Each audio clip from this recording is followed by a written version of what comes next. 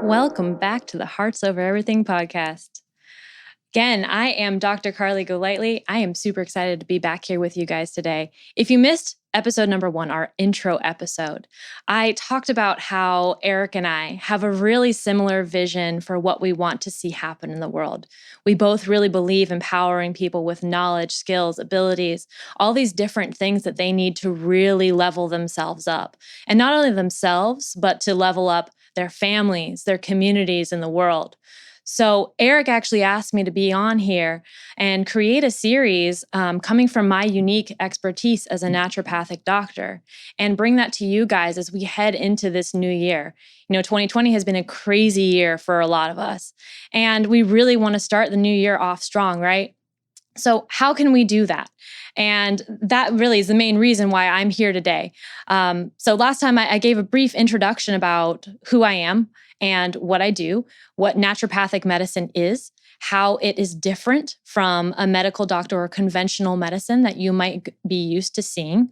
And really what that boils down to is a philosophical difference, right? So conventional medicine, as we know it, is very focused on the what. And naturopathic medicine is very focused on the why, right? We're looking for root causes. And we're also looking to empower people, right? We're looking to teach them with what they need to allow their body to heal itself. So I really wanted to start off this series with an important conversation that I have to have in my office every single day, every single week, month in and month out.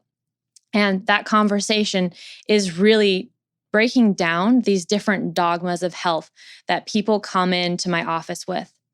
So question number 1, what the heck is a dogma? A dogma is basically a preconceived idea that we have, maybe something that we hold to be true inside our own mind that may or may not be true. It's a paradigm, it's a lens through which you see the world. Second question is, what does it really mean to be healthy? And I think personally, for me, health is not just the absence of disease. Right? You can be a person who doesn't technically have a disease or disorder, but you can be unhealthy.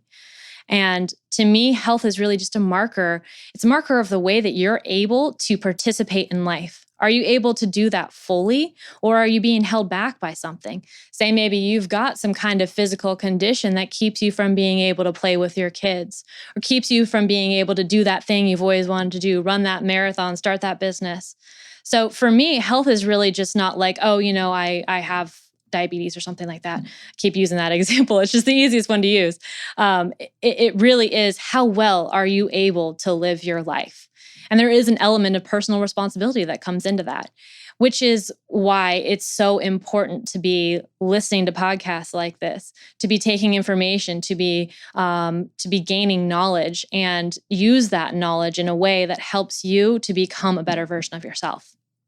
So with that, let's go ahead and hop into the 6 most common dogmas of health that I see in my office, and that I typically have to chat with my patients about as a way of setting the stage before we even really begin working together.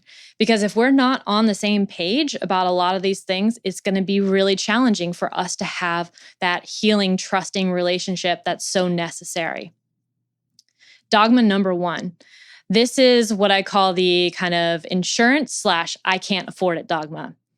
There is this idea out there that you have to be rich to be healthy, that you can't afford to do healthy things, or that if insurance doesn't pay for it, you won't be able to do it.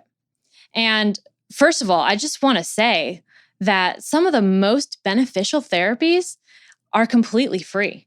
So things like fasting, things like going out into the sun, getting sunlight exposure, drinking clean water, exercise, all that stuff is completely free.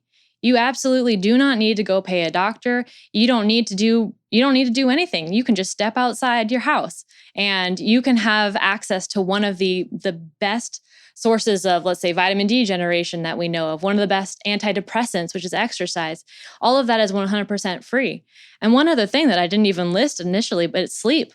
That is completely free also. And if any of you have ever dove into some of the sleep science, there's a fantastic book called Why We Sleep by Matthew Walker. Oh my gosh, sleep is like one of these amazing things that just every single biochemical process inside of your body is aided by sleep, from your immune system to your hormones to how physically attractive you look to other people. Guys, sleep is completely free and it's worth spending some time on. So really what this dogma is all about is changing the way that you think about health spending. So number one, understanding that some of the most powerful therapies that are out there are 100% free, but then also understanding too that health is not a cost, really. It's an investment, because what you do now, how you view your health now, what you pay for now, those extra little things that you do here and there to make yourself healthier now are going to pay off in spades in the long run. So really, when you are spending on your health, you are investing in yourself.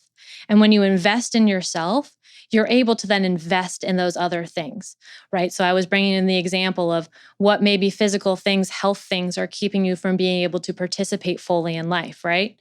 So if you invest in your health on the front end, then you can participate in those other things and invest in that, invest in other people's lives and help them to do the same thing. And really, the decisions, like I said, that you make now, they impact the quality of your health in your elderly years, right? So you have to ask yourself the question, where do I want to be when I'm 60, 70, 80? Will I have wished that I had, let's say, spent that extra little bit of money getting a massage every single month? Will I wish that I had paid for that gym membership? Will I wish that I had eaten cleaner food because now I don't have any sort of disease? These are really important questions to ask yourself and ask yourself, what you value as you move through life. The other thing that I like to talk about is really like how insurance really works. So we have to remember that insurance, in a lot of ways, they don't want to pay for you. Basically, they don't want to give you money for these types of things. They do it because they have to, but not necessarily because they want to. So the common thing that I come up against as a naturopathic doctor, because insurance doesn't cover us, is, so you're out of pocket. So I just can't, I don't want to pay for this. And I get it, because some people that I come across, they're paying $400-$500 a month for insurance. But the kicker with that is that they're not happy with what they're getting either, right? So they're paying $400 or $500 a month to be able to go to a general practitioner that they don't like, they don't particularly jive with, they're not getting the services that they want, and they're just unhappy with it. How I address this issue for myself.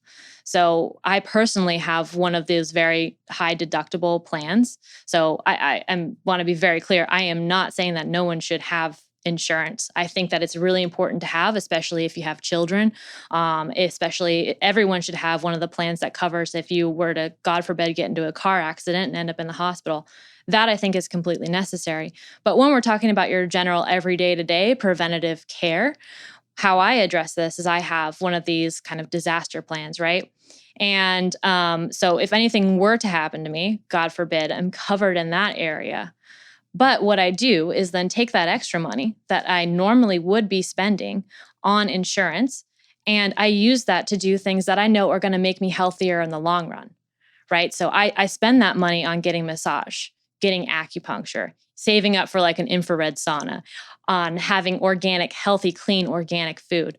All of these types of things that I know in the long run are going to make a bigger dent in my health span than, paying to be able to go see a GP that I don't particularly like a couple times a year.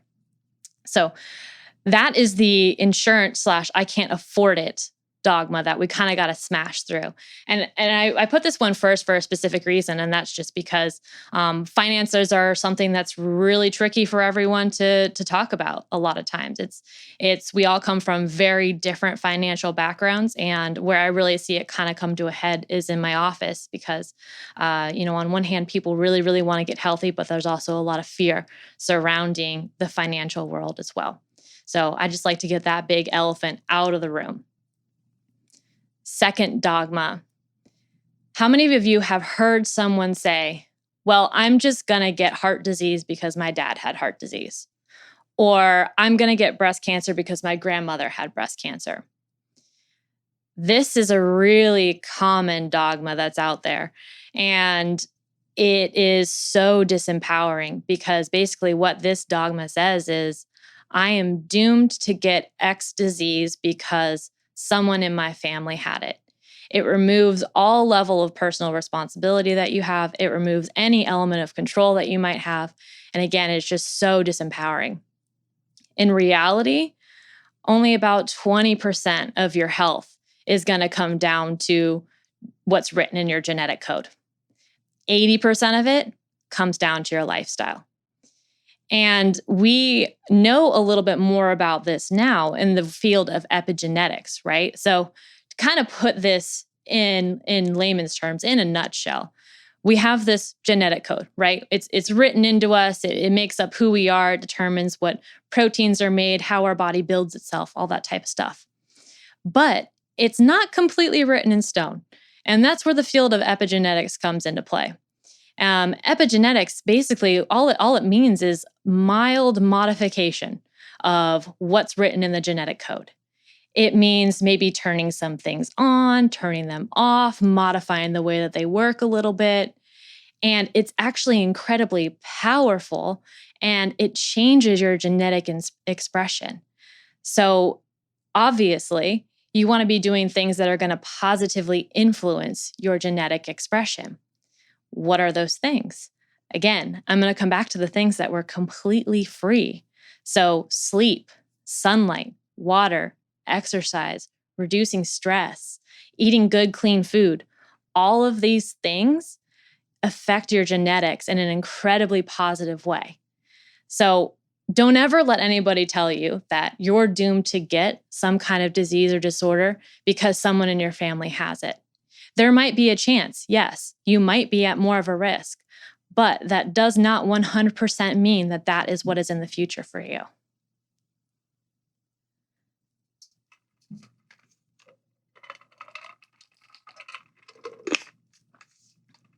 Okay, dogma number 3.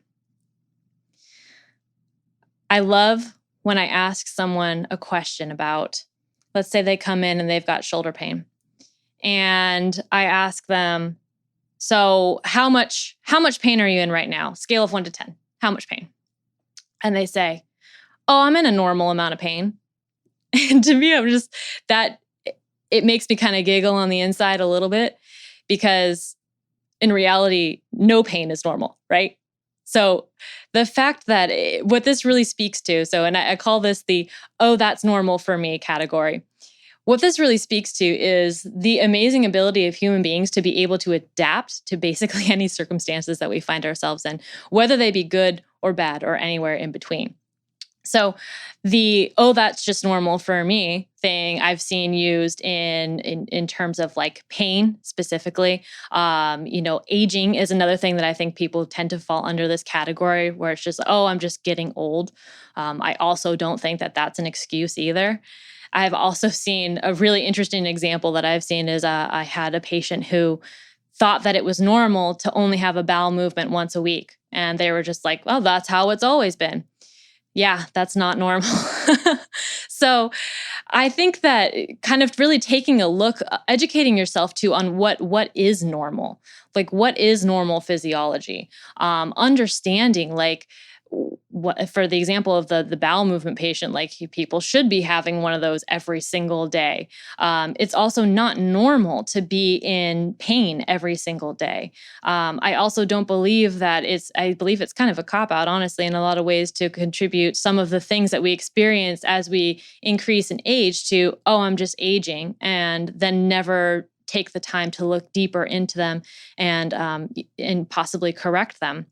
Again, going back to this amazing intrinsic healing power that your body has. And, also to me too, I don't want to get to a point in my life where I just stop caring and stop thinking that I'm capable of something better, of healing, of being a better expression of myself too. So again, look at the areas in your life where maybe you're just brushing something off, right? Or maybe you're just saying, it's always been that way, so it's not even worth looking into. It's like, is it really not worth looking into? Is it really normal? Maybe ask some other people, like, hey, is this normal for you? Hey, are you in pain all the time? Hey, are you experiencing this? Really get a gauge of what is actually normal. Because we live in our own little world, right? We basically live in our heads for most of the time, and we tend to think that whatever we experience is what's normal. But your normal may not be what is actually baseline. And so this is where it can be very helpful to speak with someone like, say, a naturopathic doctor or a functional medicine doctor and get an idea of, oh, maybe that isn't normal. Maybe that's something that needs to be worked on.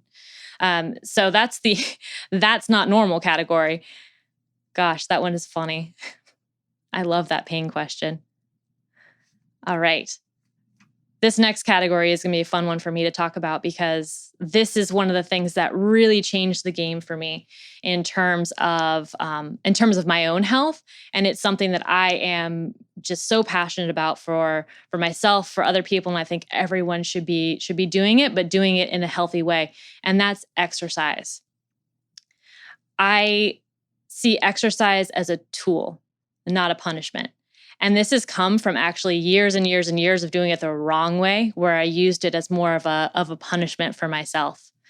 So changing the way that we view exercise is really big, because some of the statements that I hear pretty frequently still to this day are things like, oh, if I just sweat my butt off, it was a really good workout. Or, that trainer was so awesome, I was sore for like a week afterwards. It was amazing.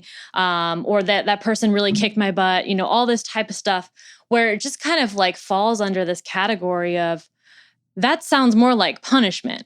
The other thing I hear a lot is, oh, well, I had way too much to eat this weekend, so now I need to go run for an hour or something like that. Again, this is all like using exercise as this way of almost, punishing yourself for something you may have done, or basically just beating yourself up and viewing that as like, that was a good workout. And in my mind, this is even more important now that I am a doctor and I understand some of the effect that exercise can have on your nervous system and on your hormones. You need to understand that exercise is a tool, and it has a very real effect inside of your body. And so it needs to be used wisely, just like every other tool that's out there. So why is exercise a tool? What does it do that makes you have this response inside of your body? So exercise really works under this principle of hormesis. And what hormesis is any sort of stressor that kicks off an inflammatory cascade inside of your body that makes it become stronger. In a nutshell, that's what hormesis really is. So we all kind of know that you have to break down a little bit of muscle in order for it to build back stronger. That's hormesis. So exercise is a hormetic stress, but something that we need to understand is that you can take this too far. You can take this to a point where you now are breaking down and you're exceeding your body's capability to repair. And that is where I see a lot of this being used sometimes. I specifically see it a lot with patients who, I'll just kind of paint the picture. You've got someone with a very type A personality, very, very go, go, go. They have one of these really high profile jobs. They tend to constantly, be on their phone, making some kind of deal. They don't really stop until dinner. They're pretty much working on their laptop until they go to bed at night. And then they go out and when they exercise, they do like a HIIT workout, or they do like a CrossFit workout, or they go run a whole bunch, or, something like that. And what that says to me is like, this is someone who is in nervous system overdrive all the time, and they're not able to repair. They're not able to heal.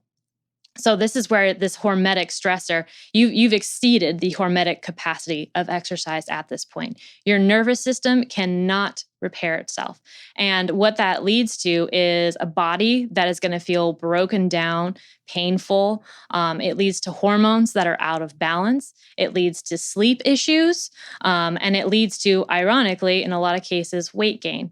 So what do people end up doing in a lot of cases? They end up further exercising, so running more, doing more HIIT workouts, and they end up eating less because they think that the reason that they're gaining weight is because they aren't exercising enough and they're eating too much.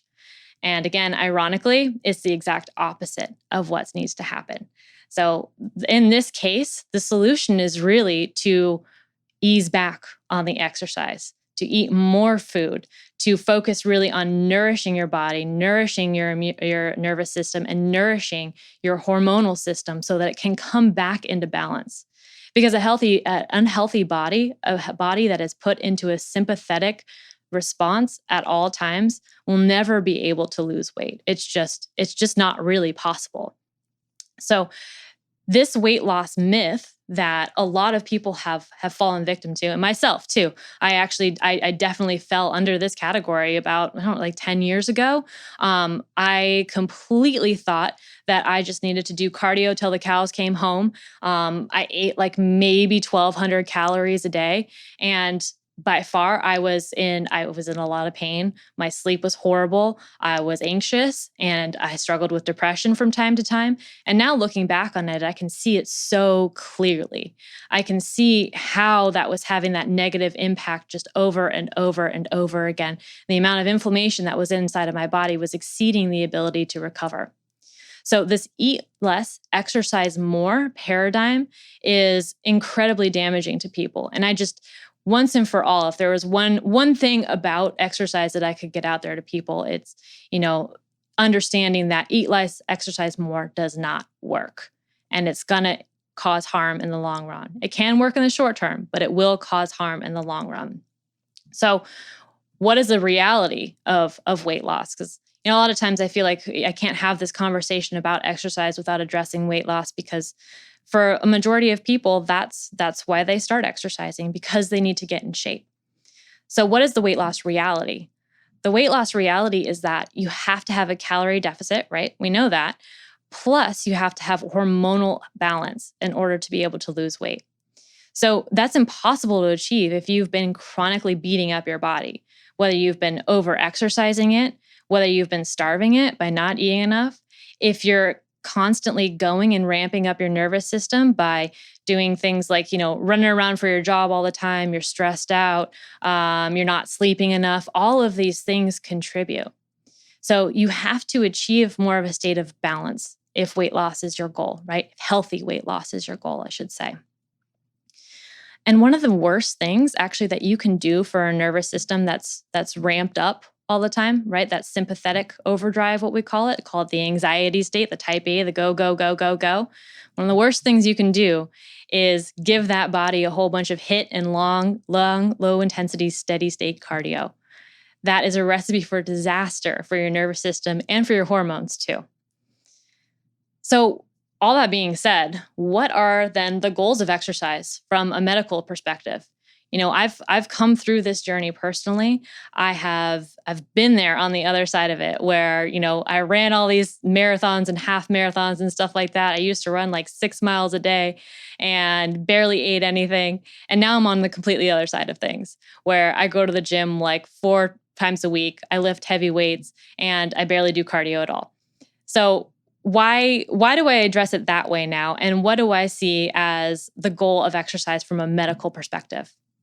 So one of the things obviously is cardiovascular fitness, right? That's part of the reason why people do cardio and things like that. And I think that that's a very valid benefit.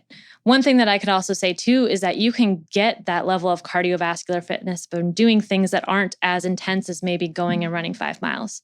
You can do a little bit of Tabata training or HIIT training or something like that. You can also achieve this with sauna too, which is a really interesting thing that's coming out in the research right now, which is that people who maybe can't exercise for one reason or another, if they're able to get into a sauna for say 20 to 40 minutes a day or even a couple times a week, they can maintain a level of cardiovascular fitness. So this is really helpful for people who, perhaps aren't able to start an exercise protocol because it's not safe, or say maybe they've broken a bone or something like that and they can't exercise. Sauna can help you with cardiovascular fitness as well. The other thing that I see as a really important medical goal of of exercise is building muscle mass, quite honestly. And that might sound like kind of a meathead answer, but there is actually a really good reason behind it. So muscle mass, as most of us know, is one of our most metabolically active tissues, right? So what does that mean? It basically just means that as I'm sitting here recording this podcast, if I have a lot of muscle mass, I'll be burning a lot more calories than if I don't have a lot of muscle mass. And that's important because in a world where we have an excess, right? We have a lot more food, a lot more caloric intake, a lot more than we really need. Having muscle mass that will continue to build to burn those types of calories is going to be really helpful in preventing things like again, diabetes. I love the example. It just comes up over and over again. But it's true because what muscle mass does is it keeps your cells insulin resistant, it keeps your metabolism up, and all of these things are incredibly protective. So the other thing that it's protective against are some of the, I guess you could say, woes of aging. So I think we all know that one of the things that happens a lot in elderly men or women is there's a loss of strength. There's a loss of ability to do simple daily tasks. And one of the things that can happen, it's a really common but sad story, is say an elderly person falls and they can't get up or they break something. And that's the beginning of a downward spiral for that person. And one of the reasons that this happens is because strength is lost, muscle mass is lost, and the person is not able to physically heal. They don't have the building blocks able for them to heal from that massive injury. So putting on as much muscle mass as you can is actually very protective against something like this. And in fact, your ability to put on muscle actually decreases after about the age of 40. It's about 40 for women, a little bit later for men. And that's not to say that you will not be able to put on muscle mass. That just means your ability to put a lot of it on decreases after about that age, right? So when I see young people who maybe aren't going to the gym or, for one reason or another don't want to, I really honestly, I encourage them to, because for their long-term health, it makes the most sense to put the time in at an earlier age, right? Because it's incredibly protective tissue as we age. So as you guys can probably tell, that is one of my favorite topics to talk about. That's kind of why I stuck it in the middle there, because I could say a lot more about it, but I'm going to stop myself there. Next dogma, and I believe this is number 5. Yep. So number 5 is nutrition. And this is a very, very loaded topic. I have expressed a lot of my nutrition views on my Instagram, and some people love it, some people hate it, but that's just kind of nutrition in general, right? It kind of seems like no matter which side of things you fall on, that someone's going to disagree with you, and that's okay. That's really okay. And there's a lot of different reasons why people have the different nutritional views that they have. And I think this is why it is such a loaded topic, is because a lot of people they've staked a lot of claim on nutrition, whether they have chosen that diet plan for a health reason or a moral reason. There's just so much behind it. So honestly, what I want to encourage people to do is to be able to listen to these different conversations about nutrition without putting any sort of judgment on them. Understanding that other people arrive at these conclusions for their own reasons.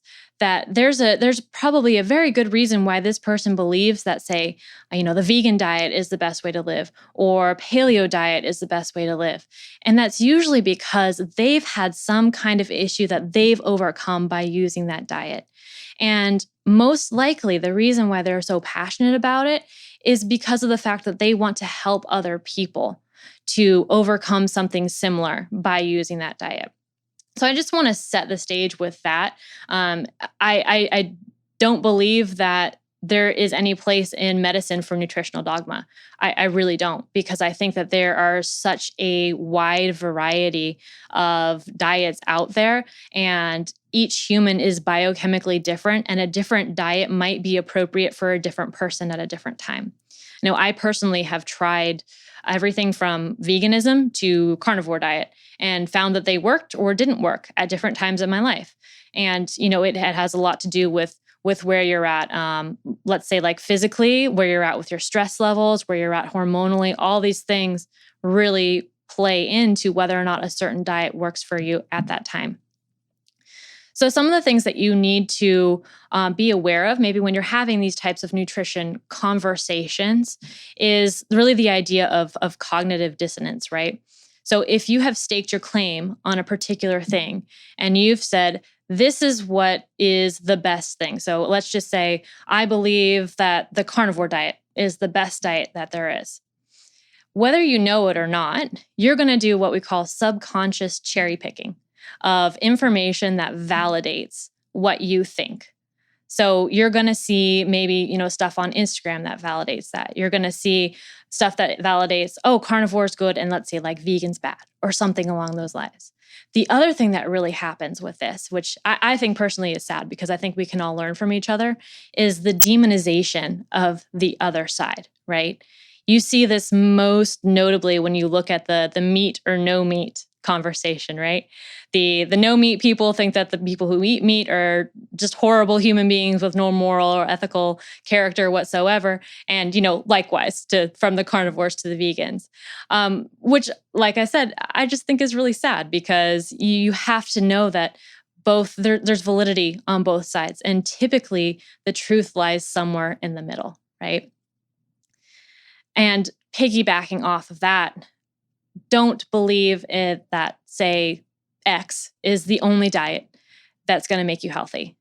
Like I was saying before, there are many different ways to get healthy. There are many different diets that can be used at different times in your life to help you reach that level of health and wellness that you're looking for.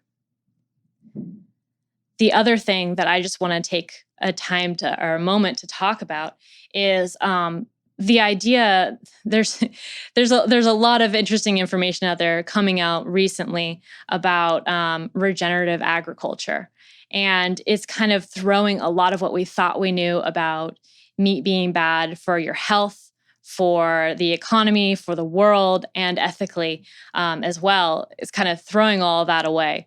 And so I encourage anyone who's maybe even just curious about those types of questions to really start reading into regenerative agriculture and what that is.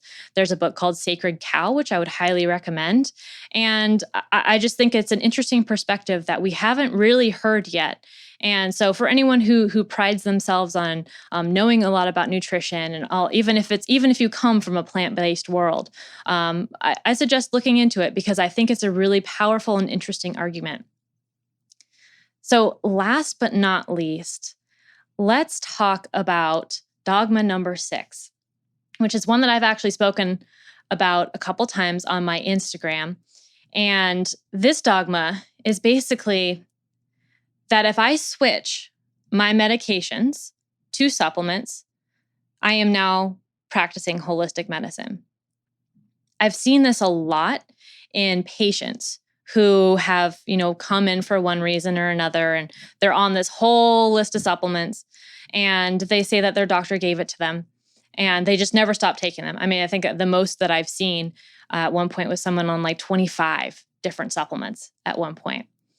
And I had to stop and just go, I mean, whoa, because if that were a medication list, that would be completely unacceptable. But because they're supplements, this person was like, oh yeah, it's fine. I'll just keep taking them for the rest of my life.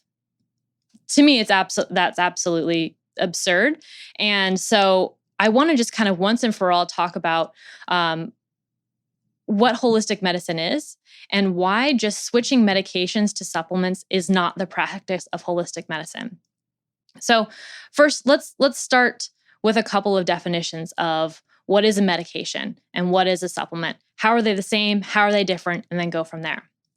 So a medication is some kind of chemical compound that's gone through a level of clinical trials. So usually these start in like petri dishes and then they move on to mice, small animals and things like that. And then if it's good, it'll finally be able to be tested in a human being. And it goes through all these different clinical trials.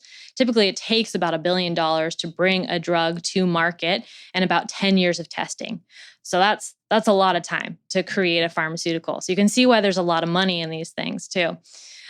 So once it's gone through all of these clinical trials, the Food and Drug Administration will approve it for the use in humans of a specific condition. So the other thing that has to happen with this is that, so say a brand name comes into the pharmaceutical world. So let's use an example of a brand of like Lexapro, which is an SSRI, right? So Lexapro is created. It is told to be marketed for people with depression, and it goes out into the market. So the content of that is going to be as guaranteed, right? The efficacy of it, so how effective is it, is somewhat known based off of all these clinical trials. And so you can pretty much like reproduce it over and over and over again, hopefully, right? An interesting note about all this, actually, so generics, which a lot of people end up using because insurance covers them or they're cheaper or whatever, they do not have the same content guarantee as some of the brand names do. And there's actually a lot of practitioners now who will not use generics. They will not prescribe generics because they see less therapeutic effectiveness with the generics, meaning they're not as potent as the drugs that they actually want to give their patients. So that's kind of in a nutshell, what a medication is. So what is a supplement then? So a supplement is a natural compound. Some are created in labs, to be honest. So when you look at like an amino acid or something like that, let's say like 5-HTP, that's someone is not going out and collecting 5-HTP from nature, right? That's being created in a lab. They are not FDA approved or trialed. Some have gone through some level of trial, but the big difference with a supplement versus a medication is they're not FDA approved. So something does not become FDA approved unless, or a medication, a supplement does not become FDA approved. And if it does, it then kind of becomes a medication and is regulated by a pharmaceutical company. So an example of that actually is omega-3s. So EPA and DHA have been studied pretty extensively for some different conditions, cardiovascular health being one of them. And so it's gone through a lot of different trials. So there is actually pharmaceutical grade EPA and DHA available. And so just because something is not FDA approved, though, doesn't mean it couldn't necessarily be helpful. That just means that there hasn't been those billions of dollars put into figuring out if it can be used in humans. Most supplements have been trialed, like say in the petri dish stage or the mouse or rat model stage, but haven't progressed into the human stage. And primarily that's because a lot of these are natural compounds and you can't patent a natural compound, right? So that kind of takes a lot of the incentive out of taking it through those millions and millions of dollars of worth of trials. The other thing about supplements is we have the quality and the efficacy. So how effective is it issue with them? So because of the fact that they're not FDA approved, there is no real regulation for what you find in a supplement. And this is why I always I tell my patients, please, please, please, if you do nothing else, please do not buy supplements in the same place where you buy toilet paper. Please. So what ends up happening is, say you go to Costco and you notice that Costco's got this big old jar of fish oil that's available and it's super cheap. You've never seen it so cheap.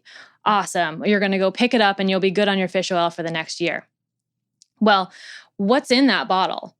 We don't even know, to be completely honest with you. We have no idea, because a lot of these, because these are not FDA regulated, because they don't have to go through that process of someone stamping the seal of approval on it, you could be getting a fish oil product that's a year old, that's completely oxidized, that has nothing good in it, and in fact could be a little harmful for you too.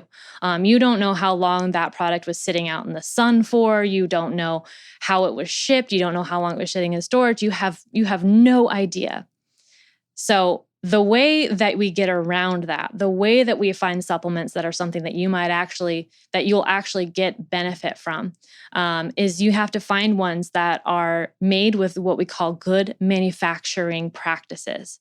That is a little stamp that has a seal of approval on good quality supplements. The other thing you want to look for is, are they third-party tested? So that is the verification that we get from someone else. So not the company themselves who manufactures the supplements, but from someone else saying, hey, yeah, this thing actually contains what they say it contains. The final piece of this is, if you are someone who's buying herbs and taking them internally, you want to make sure that they're organic. A lot of us know the benefits of organic food now, but then stop when it comes to, say, like botanical medicines or something like that. But if you're taking a concentrated herb and you're putting it inside of your body, you have to also understand that if it's not organic, you're also getting a concentrated dose of organophosphates and pesticides. So that was kind of a definition of both supplements and medications. So let's talk about some of the similarities and differences of supplements and medications. So similarities, a lot of them come from plants. So metformin actually comes from a plant. It comes from the French lilac plant, which is also called Galega officinalis. Or they come from other natural compounds. Like I use the example of 5-HTP really being an amino acid, really a protein, right? And another similarity between medications and supplements is that they both have side effects. This is something that's really poorly understood, and we have to talk about frequently, because a lot of people view medications as not safe because they have side effects. But most people don't realize that not all supplements are safe either. They're both compounds that have an effect on your body, right? They have an effect on your biochemistry. And so for that reason, they can both have side effects. Two examples that come to mind.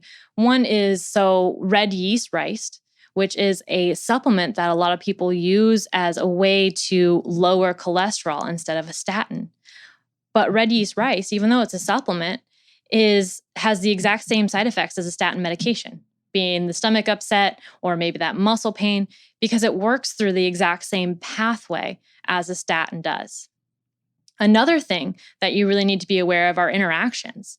So let's say someone is on an SSRI for depression, but then they hear that, oh, you know what would be really helpful is 5-HTP, right? Because that's a serotonin precursor and that's supposed to be good for depression. What that can do, if you give someone who's on an SSRI 5-HTP and you give them too much, it can put them into something called serotonin syndrome, which is actually deadly. And people have died from it. So again, I'm saying all this because I really want to make the point that supplements have a very real effect inside of your body. And the same way that medications do. So everything really needs to be used specifically for a specific purpose, for a specific time, and to reach a specific goal. And that, honestly, is what I think is the difference and the importance between medications and supplements. It doesn't really come down to whether you're using either tool, right? So your tool could be either a medication or it could be a supplement. And this is something that a lot of people aren't expecting to hear from a naturopathic doctor. They expect to hear me say that I want everyone to be on supplements, get rid of all your medications. I actually don't believe that. I actually believe that medications can be helpful in a lot of different situations, but they need to be used specifically and intentionally.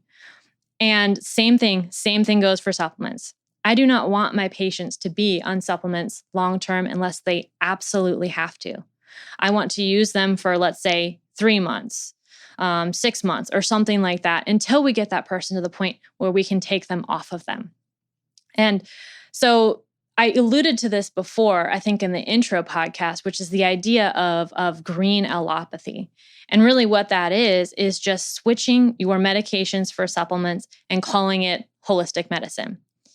That's not what holistic medicine is. Holistic medicine is that philosophical difference that looks at the why of what's happening and how you can restore balance versus the what, which is what pill for what ill, and leaving it there. So with all that being said, I hope that you guys got a really good download of information on the 6 different dogmas of health that I see most commonly in my podcast. Dogma number 1 was the I can't afford it. Dogma number 2 is that you're genetically predispositioned to get something. Dogma number 3 is, oh, that's just normal. Dogma number 4 was exercise is a tool, not a punishment. Dogma number 5 was X is the only diet that will make you healthy.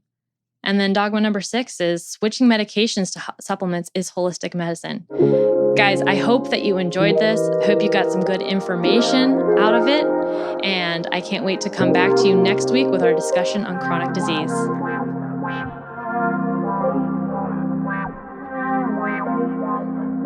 Prime time.